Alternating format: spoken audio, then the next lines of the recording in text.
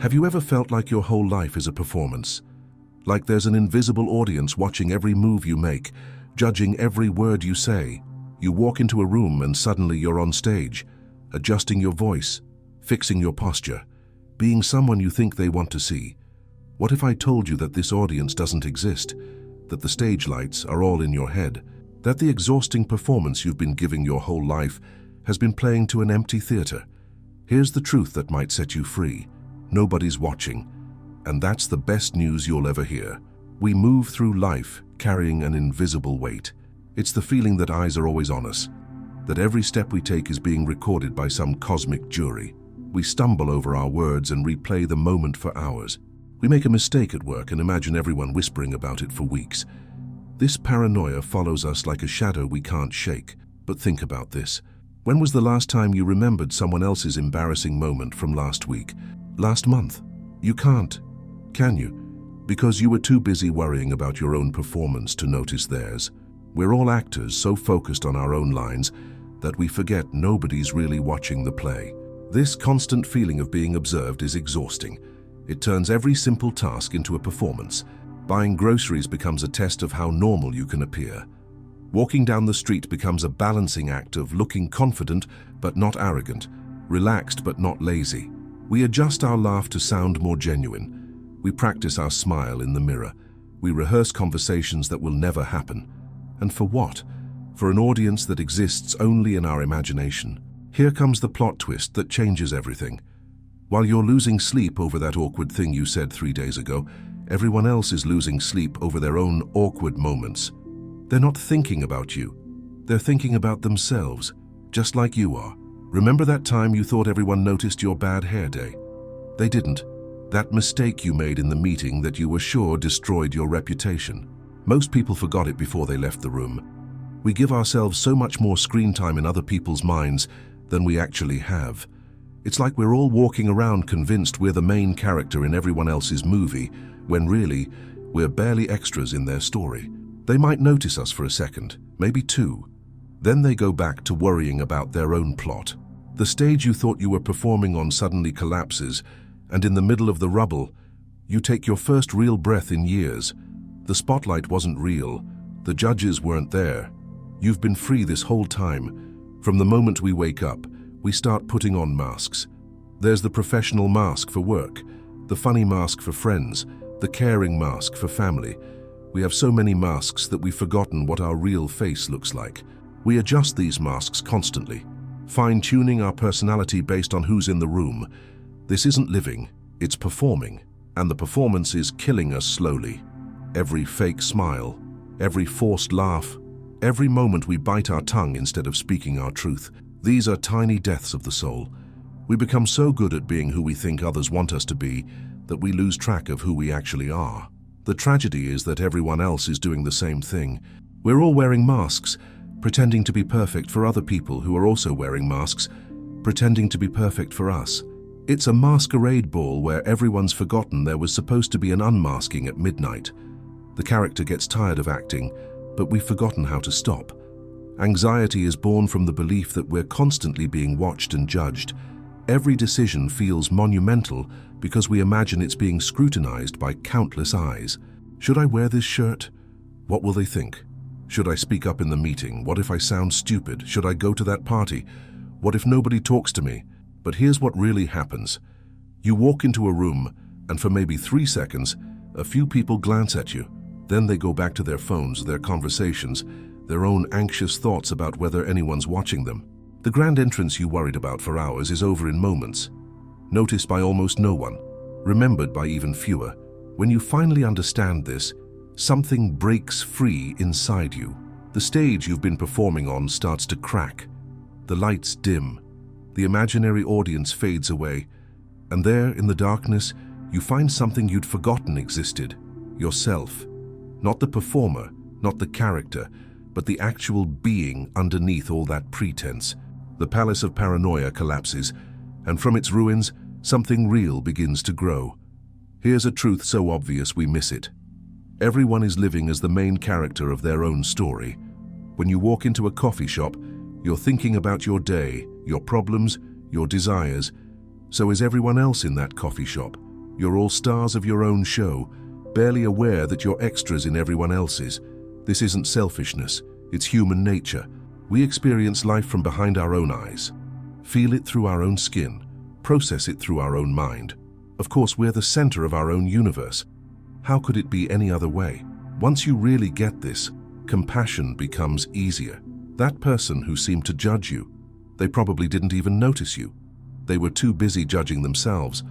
That friend who didn't text back, they're not ignoring you. They're drowning in their own story and forgot you exist. It's not personal.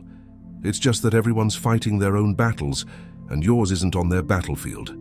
There's a strange liberation in discovering you don't matter as much as you thought. It sounds depressing at first, but sit with it for a moment. If nobody's watching, if nobody really cares about your every move, then you're free. Free to fail, free to be weird, free to try things that might not work, free to be exactly who you are without apology. The pressure lifts. The weight on your shoulders turns out to be made of nothing but thoughts. You've been carrying around the opinions of people who aren't even thinking about you. You've been performing for an empty theater, exhausting yourself for applause that was never coming. When you accept that you don't need to matter to everyone, you start mattering to yourself. You stop living for the scorecard and start living for the experience. You trade the prison of perception for the freedom of being. And in that freedom, something beautiful happens. You start to actually live. Life is like a river, flowing endlessly toward the sea. It doesn't stop for your victories or your failures. It doesn't change course because you're having a bad day. It just flows, indifferent and eternal, carrying everything along with it. You can fight against this current, trying to make the river notice you, trying to be significant enough to change its flow. Or you can surrender to it, float with it, become part of its movement. The river doesn't care either way. Your struggling doesn't make you more important to the river. It just makes you more tired. When you stop trying to be a boulder that redirects the flow and start being water that moves with it, everything changes. The river was never against you. It was never judging you. It was just flowing and you were making it harder than it needed to be. Let go of the need to matter to the river. The river's going to flow anyway. Human attention is like a flashlight in a dark room. It illuminates one small spot for a brief moment, then moves on. Even when someone does notice you, their attention is fleeting. They see you. They make a quick judgment or observation. Then their flashlight swings away to something else. Think about how you pay attention to others. You might notice someone's outfit for 2 seconds. Then you're thinking about lunch. You might judge someone's comment in a meeting, then forget about it by the time you get to your car. Your attention is a butterfly, landing briefly on one flower before flying to the next. So is everyone else's. Stop chasing those flashlights.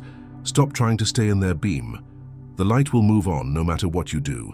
Instead of running after artificial spotlights, trying to capture attention that won't stay, step outside and feel the real sun on your face. That warmth is constant. That light doesn't judge. It just shines, whether you're performing or not. Seeking approval is like drinking salt water. The more you drink, the thirstier you get. Every compliment you receive feels good for a moment, then fades, leaving you desperate for the next one. Every like on social media gives you a tiny hit of validation, followed by anxiety about the next post. You post a photo and check your phone every 2 minutes.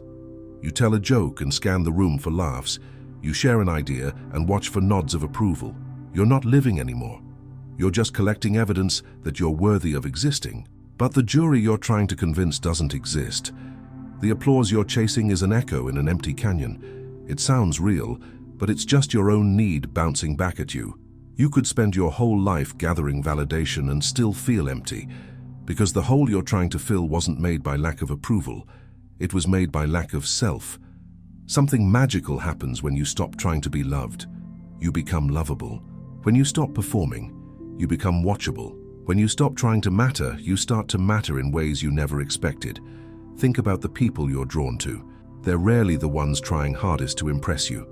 They're the ones who seem comfortable in their own skin, who laugh at their own jokes whether anyone else does or not, who dance like nobody's watching because, to them, nobody is. There's a musician who plays on the street corner near my home. He plays with his eyes closed, lost in the music, not caring if anyone stops to listen. And people always stop. They're drawn to him not because he's trying to attract them, but because he's not. He plays for the love of the sound, and that love is hypnotic. The person trying to impress everyone impresses no one. The person who doesn't need to impress anyone impresses everyone. Real love arrives when you stop demanding it. When you release your death grip on other people's affection. When you stop needing them to validate your existence, something shifts. The relationships that remain are the ones that choose to be there, not the ones you've trapped with your need. If someone stays, it's because they want to, not because you performed well enough to keep them. If someone leaves, the world keeps spinning. The sun still rises. Your heart keeps beating. You were whole before they came, and you're whole after they go. This isn't about not caring, it's about caring from a place of fullness rather than emptiness. It's about loving because you have love to give, not because you need love in return. When you love this way, freely, without condition or expectation, you discover what love really is. It's not a transaction, it's not a performance. It's just an overflow of what you already are. When the performance finally ends, when you step off the stage you built in your mind, something wonderful happens. You start to notice things, the way light filters through leaves, the sound of rain on windows, the feeling of breath moving through your lungs. You were so busy trying to be seen that you forgot to see. You were so focused on being heard that you forgot to listen. You were so concerned with mattering that you forgot to experience what matters. Life was happening all around you, and you were missing it, lost in the theater of your mind. Now, without the weight of imaginary eyes on you, you can finally be present. You can have a conversation without rehearsing your next line. You can walk down the street without adjusting your gait. You can sit in silence without feeling like you should be more interesting. The performance is over, and life begins. Look at a tree. It doesn't announce its arrival in spring. It doesn't demand you notice its blossoms. It doesn't check to see if anyone's appreciating its shade. It just grows, flowers, provides, exists. And in that simple being, without trying, it becomes magnificent. The tree doesn't need you to validate its existence. It knows what it is. It does what it does. If you see it, fine. If you don't, also fine. The tree's peace doesn't depend on your opinion. Its roots go deep, its branches reach high, and it lives its truth regardless of who's watching. We could learn everything from that tree. It teaches us that real beauty doesn't announce itself. Real strength doesn't need recognition. Real existence doesn't require an audience. The tree simply is, and that's enough. It's always been enough. When you finally let go of the need to be seen, something dies and something is born. What dies is the false self, the performer, the endless anxiety of needing to matter. What's born is something simpler, quieter, more real. You stop being a human doing and become a human being. You stop living for tomorrow's approval and start living in today's reality. You stop collecting evidence of your worth and start experiencing your existence. The constant noise in your head quiets down, and in that silence you hear something you'd forgotten, your own authentic voice. This isn't about becoming invisible or unimportant. It's about discovering that your importance was never dependent on being watched. You matter because you exist, not because someone notices you exist. When nobody needs to see you anymore, you finally, truly see yourself. And what you see has been beautiful all along. The greatest discovery you'll ever make is that the audience was never there. The judges were shadows. The spotlight was your own fear, projected onto an empty stage. Nobody was watching as closely as you thought. Nobody cared as much as you feared. And that's not sad. It's the beginning of your freedom. Life was never waiting for someone to care. It was just waiting for you to live it. The river keeps flowing whether you matter to it or not. The sun keeps shining whether you deserve it or not. Your heart keeps beating whether anyone notices or not. This is the beauty of existence. It doesn't need permission or validation. It just is. If this message resonated with you, if you felt something shift while reading this Dharma, then you're ready for more. Subscribe to our channel for weekly journeys into the depths of what it means to be truly alive. Hit the like button not for me, but as a reminder to yourself that you're choosing awareness over performance. The show's over, friend.